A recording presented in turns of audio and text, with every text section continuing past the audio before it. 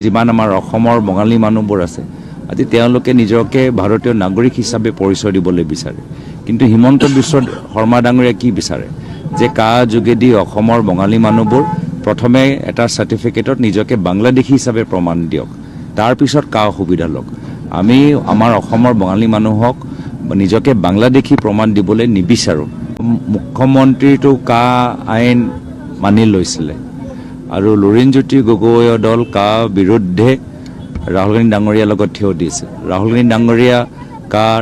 বিৰোধিতা কৰিছিল আজি আমি বিচাৰো যে আজি আমাৰ যিমান আমাৰ অসমৰ বঙালী মানুহবোৰ আছে আজি তেওঁলোকে নিজকে ভাৰতীয় নাগৰিক হিচাপে পৰিচয় দিবলৈ বিচাৰে কিন্তু হিমন্ত বিশ্ব শৰ্মা ডাঙৰীয়া কি বিচাৰে যে কা যোগেদি অসমৰ বঙালী মানুহবোৰ প্ৰথমে এটা সাৰ্টিফিকেটত নিজকে বাংলাদেশী হিচাপে প্ৰমাণ দিয়ক তাৰ পিছত কা সুবিধা লওক আমি আমাৰ অসমৰ বঙালী মানুহক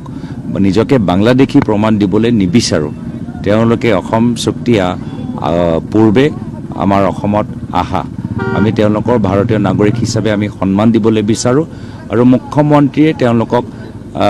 বাংলাদেশী হিচাপে আজি তেওঁলোকক প্ৰমাণ দিবলৈ বিচাৰিছে আজি বঙালী ভাষাক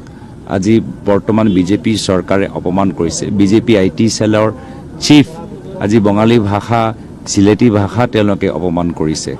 কিয়নো বিজেপিয়ে বঙালী সমাজক এনে ধৰণৰ আঁতৰত ৰাখিছে আমি বুজি পোৱা নাই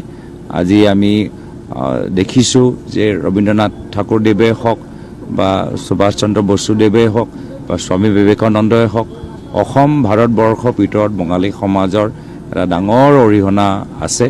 আৰু এয়া হ'ল আমাৰ আৰু তেওঁলোকৰ চিন্তাধাৰাৰ মাজত পাৰ্থক্য তেওঁলোকে মানুহৰ মাজত ভাগ ভাগ হোৱাটো বিচাৰে আৰু আমি অসমীয়া বঙালী মাৰৱাৰী বড়ো ৰাভা কাৰ্বি আমি সকলোৱে মিলা প্ৰীতিৰে এনাজৰীৰ লগত আমি থাকিবলৈ বিচাৰোঁ